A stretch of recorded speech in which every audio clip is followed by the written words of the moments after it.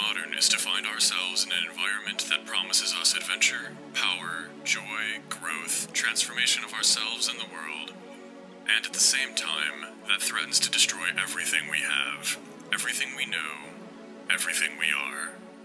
Modern environments and experiences cut across all boundaries of geography and ethnicity, of class and nation, of religion and ideology. In this sense, modernity can be said to unite all mankind, but it is a paradoxical unity, a unity of disunity. It pours us all into a maelstrom of perpetual disintegration and renewal, of struggle and contradiction, of ambiguity and anguish. The state of late-stage capitalism is one of deep alienation. It is palpable.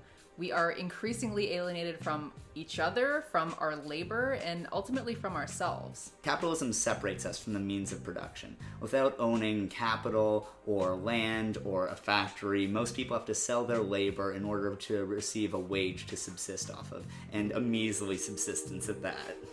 We don't even get to take pride or joy in the things that we create. We're totally disconnected from them. We're only creating things to be sold to make money for our bosses. And when you don't give a shit about what you're producing, most of your time at work just feels tedious and unfulfilling. Yeah, instead of developing our free physical and mental energies, we just mortify our bodies and destroy our minds. We feel that we are with ourselves when we are apart from work, and apart from ourselves when we are at work. It is forced labor. So work in itself is not a satisfaction of a need, but only a means through which we can satisfy wants outside of it. This alienation is only compounded by the rise of the gig economy and side hustle culture. Now, not only do you have to sell your time to work, but now, when you go home, all of your hobbies are now things that you should be then commodifying. I mean, I used to love just, fucking around and making memes on Photoshop, and then at a certain point, I was just like, well, I should probably start uploading these to Redbubble to make t-shirts or something, otherwise it wouldn't be productive, right? I didn't even know that was a thing. Yeah, and to make matters worse, as capitalists try to outcompete one another and keep profits rising, there's a race to the bottom and wages have stagnated. Have you tried making your ends meet? Yeah, it's rough. I just paid rent today. This is not fun. Yeah, it's impossible. And definitely do not get chronic illness. Just don't do it. Oh, terrible move. Not winner mentality, No, you know? no. It's basically impossible to save money for things like leisure time or, God forbid, retirement. What the hell is that? I think that's when you die. We're too tired now to build or maintain relationships, so instead we just put all of that into digital social media relationships. Every night, I turn off all the lights and just get high and listen to podcasts and go to bed early. That's basically the extent of what I have to offer the world. I combat that actually by being a drunk. So, yeah. Good. And this is where celebrity comes in. So the historical function of celebrity was basically to sell us stuff and also to maintain the status quo. And it does that by offering us this voyeuristic escape from the deep alienation of our vapid society, and also by insinuating to us that if we just work a little bit harder, then we too might be free of work and have all the time and money and power and fame in the world. But don't worry, because now, thanks to the rise of social media, everyone is expected to get their own little slice of celebrity as we carefully manicure our own personal brand to interact with those of all of our friends and colleagues. Everybody is now an influencer in a certain sense. Everybody is a brand. Yeah, I mean, posturing has basically taken over all of our lives, and as owning the means of production is required to accumulate wealth, capitalists have to become very effective at convincing already wealthy people to give them heaps of money. Posturing and swindling aren't bad here. Now, that's just that billionaire mindset, baby. Yeah! Although I would not fault people who argue that capitalism is just organized crime. Mob movies are cool, so I don't see a problem with that. So, of course, today what we're talking about is the Fyre Festival. Fyre Festival was the brainchild of music mogul, Ja Rule, and entrepreneurial prodigy Billy McFarland. Unfortunately, the festival was mired by, let's say, controversy? It looked like a horror scene. Fyre was supposed to have everything. It was located on the private island of Pablo Escobar, the patron saint of faux deep douchebags. The new owner saw the first video promotion, and he kicked us off one shot. Like, no questions asked. This is a parking lot on an undeveloped portion outside of Sandals Emerald Bay Resort. The island was only accessible via private plane. It's actually worse than really being low economy class. Once there, the guests would experience world-class cuisine. The cheese sandwich. Party with glamorous supermodels and get to swim with pigs. The pigs at one point bit Billy in the balls and he's running off and people are just laughing. Instead of all that, we at home got to witness a bunch of super rich kids perform a cover of Lord of the Flies and, chef kiss. Anyways, well, we can't deny that what was accomplished at Fyre Festival was by every account a great bit. Today we would like to dive deeper. So in this video we're going to look at the confluence of crap that led to this iconic failure and why it matters. You gotta give it up to capitalism here, folks. I mean, what other system could fix its own nightmarish consequences with nightmarish gamification? Feeling down the dumps because a bunch of brands run your life? Well, now just go home and log into InstaBirdBook, and then you too can become a brand. Ugh. In Fyre Fraud, one of the influencers describes the experience of FOMO, or fear of missing out, in literally the exact same terms that you could use to describe capitalism itself. It's this underlying anxiety where if you don't continue to escalate your visibility, your identity will start to crumble in pieces. Yeah, I mean, I live in constant fear. Sorry, I was just tweeting. This is kind of fucked up, but have you ever seen someone post on social media about how they're taking a break from being online because it's been really unhealthy and bad for their mental health? I've seen that and had my first thought be just, oh wow, they're going for the whole I'm just gonna unplug and be healthy and authentic angle. That's a good move. That's gonna get a lot of engagement. I can confirm that I've actually done that recently, and it got all the likes. It got all the engagement. I know what all the marketing people are thinking right now, too. Oh, you know what Bill's doing? He's going for that anti-marketing dollar. That's a good market. He's very smart. Oh, man, I'm not doing that. You fucking evil scumbags. Oh, you know what Bill's doing now? He's going for the righteous indignation dollar. That's a big dollar. A lot of people are feeling that indignation. We've done research. Huge market. He's doing a good thing. Yeah, it's smart. Worked out. So I want to just talk about the patriarchal aspects of this for a minute. The fact that only a handful of supermodels was enough to get this whole thing off the ground should really give us some pause. I mean, why is it that all you have to do is show a few beautiful women somewhere, and that's suddenly somewhere that everyone needs to be? Beautiful women on a deserted island? Yeah, 100%, I'm going. Take my money. Here, I will throw my credit card at it. You see the supermodels on jet skis and you're thinking like, wow, I really want to be there. And what's interesting is that it also sold it to women. I mean, a lot of femme influencers were also attracted to go to this thing, presumably, I guess, to be one of those beautiful women who would be in these glamorous shots. But yeah, the fact that all of our media is 100% through the male gaze has a lot to do why this was so attractive to people. I mean, who wants that? I just want to party with my comrades. I also really feel that toxic masculinity played a huge role in getting this thing off the ground. I kept wondering or imagining, what if non-men were in charge of all the companies involved? People who were not actually socialized to just never admit their mistakes or never ask for help. I mean, the male posturing that made this all happen was pretty impressive. You could yell at him saying, like, there's no possible way you have 200 tickets for Hamilton one night. It's absolutely impossible.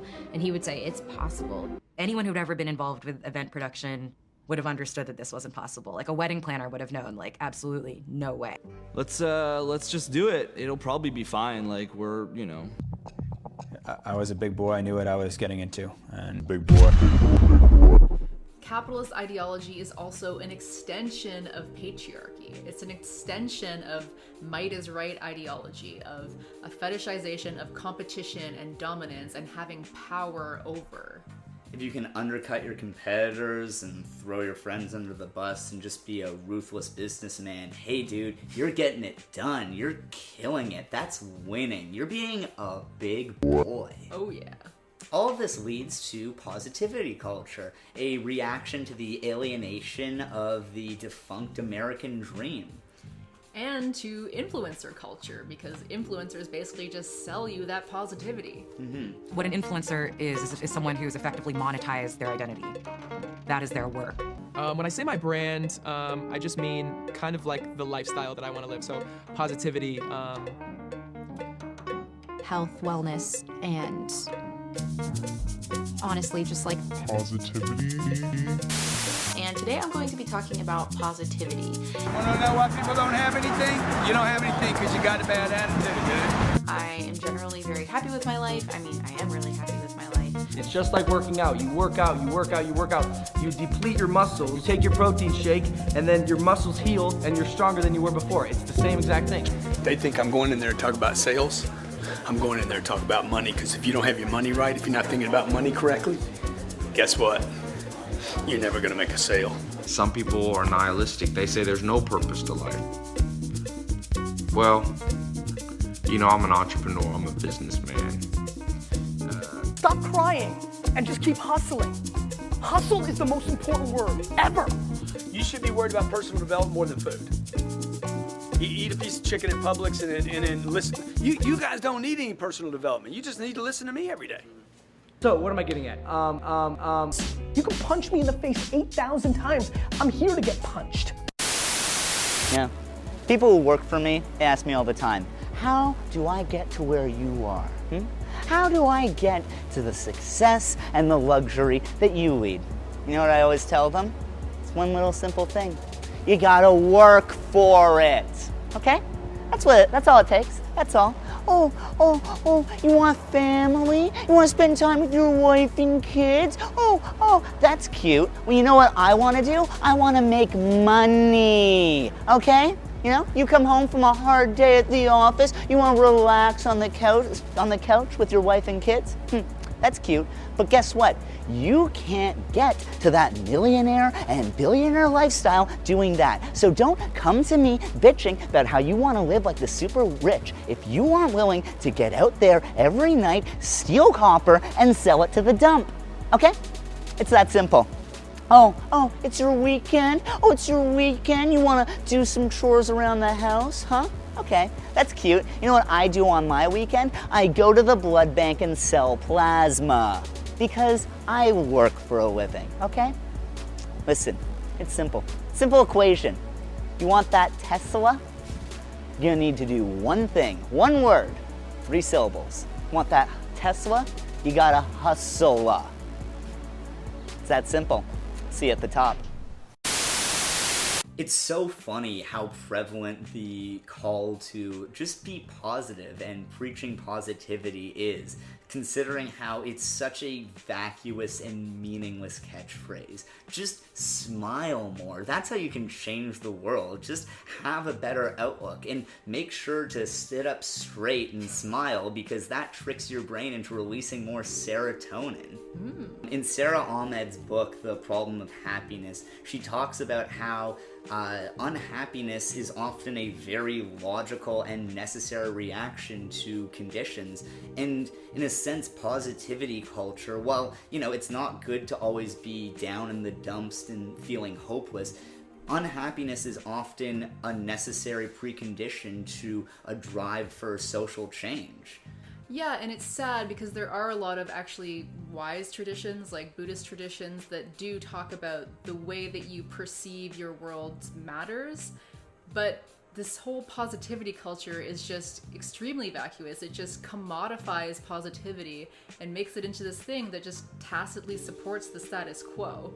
But believe in yourself hustle mentality is not meant for everyone. There will always need to be workers who will have to work all day to construct the stage and clean the bathrooms and sell drinks and etc. Believe in yourself in this system basically just means believing that you'll be able to amass enough capital to command other people to do whatever you want. Throw enough money at the problem and anything should be possible, right? What happens when society is all form and no substance, though? Fyre Festival is a test case of what happens in a society that cares more about image than substance. Absolutely. This is what happens when you posture as a big boy in real life. Now, while this can all be hilarious when we're just talking about influencers getting fucked over, this is all gonna take a decidedly darker turn when the same logic that animated Fyre Festival is used to tackle the coming climate apocalypse. Yeah, when I was watching this, I thought this was the perfect analogy for climate change. We have all of these influencers who know that something is wrong. They've seen all the tweets, all this information is coming out that something is not right about this festival, but they all still go because they imagine, well, anyone with this much prestige and this much money must be able to make this happen, right? They're not just gonna allow us all to arrive and have it be a disaster. And that's the exact same way that we are orienting all of ourselves to climate change. We all know that something is deeply wrong. We're all looking around and seeing that people aren't really tackling the problem, but we're all basically believing that, well, all these people with power and money, they're gonna figure it out, right? They're not just gonna allow us to arrive and have it be a disaster. Guys, Mars is gonna be great. It's gonna be wonderful. For example, let's look at optimism porn huckster and probable pedophile Steven Pinker.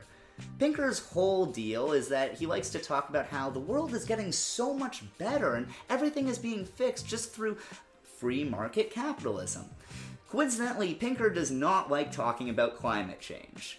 When Pinker does talk about climate change, his solution is to suck CO2 out of the atmosphere and replace it with sun-reflecting aerosol, which, what could possibly go wrong with that? I mean, it's only the plot of Snowpiercer.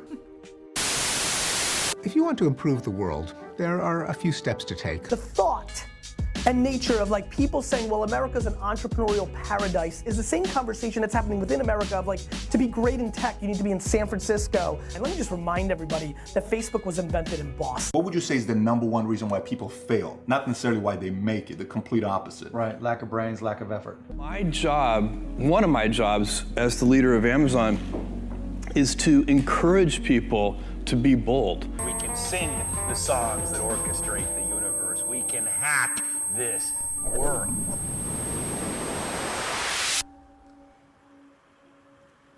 Just gotta make it happen.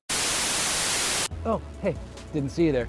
I'm just on my way to give a talk at Bing HQ. What qualifies me for that? You just answered your own question.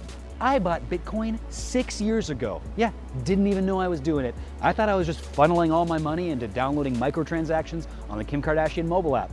That's what you need to do. Play mobile games you don't fully understand to win at the game of life. How's that for playable content? But guess what? My life's not so easy. You know, you think it's easy being me? I struggle. I got problems, okay? My own government is actively trying to starve me to death. Canada has banned Soylent. Not a problem. Technology to the rescue again, okay? All I do, I bought hundreds of boxes and cases of overstock Soylent. It is expired, okay? If it makes you sick, if it's rancid, if it smells bad, if you puke afterwards, that means it's legit, all right? Now, what you gotta do is, simple fix, buy some Cambodian breast milk on the dark web, mix it together, fresh as new, baby. You got problems? Let me tell you the solution. Technology, okay? I buy a new phone every single day. See this? This is the new iPhone, retrofitted to look like a Samsung Galaxy S7. And to me, it's garbage. Yeah, I'll buy a new one, who cares? I literally wipe my ass with that. Technology, baby! Everyone came away from this thinking that Billy McFarlane was to blame. Not capitalism, not patriarchy, just him as this deeply pathological liar. Which is true, but also he's exactly the kind of person who would succeed under this system. And he's a product of this system as well, as are the hundreds of influencers who are ready to pay tens of thousands of dollars to party to boost their images. Through social media in the age of alienation, our identities are the spectacle. If our constructed identities aren't acknowledged and viewed by enough people, then we are nothing. We stop mattering. Which, it's bleak. It's a fun way of exiting a video. I guess get offline. Yeah, join a union. Build community. Yeah. We need like Marxist influencers instead of just like grind capitalism bullshit entrepreneur dudes. I can fuck with that. Listen, you want to get serious? I'm serious, okay? I transferred all my social media over to Mastodon. I only text on Signal for better OPSEC. And I went to arg.fail, downloaded Capital, and now I'm reading it on my iPad. Technology. Yo, you gotta be going to work every single day and hustling. I'm talking about agitating for a union, contacting your local IWW chapter, and raising class consciousness in your workplace. Please head over to BlackGoat666 and give them a sub, and check out Will Jarvis's music in the description box below. Special thanks to Moshe, Jason Ronson, Dennis Ouyang, Zach, Aaron Freeman, Frank Suffel, Ethan Perry, Tofu Knot, Steve, Martha, H. Ghost, Kevin Juarez, and Jean-Pierre.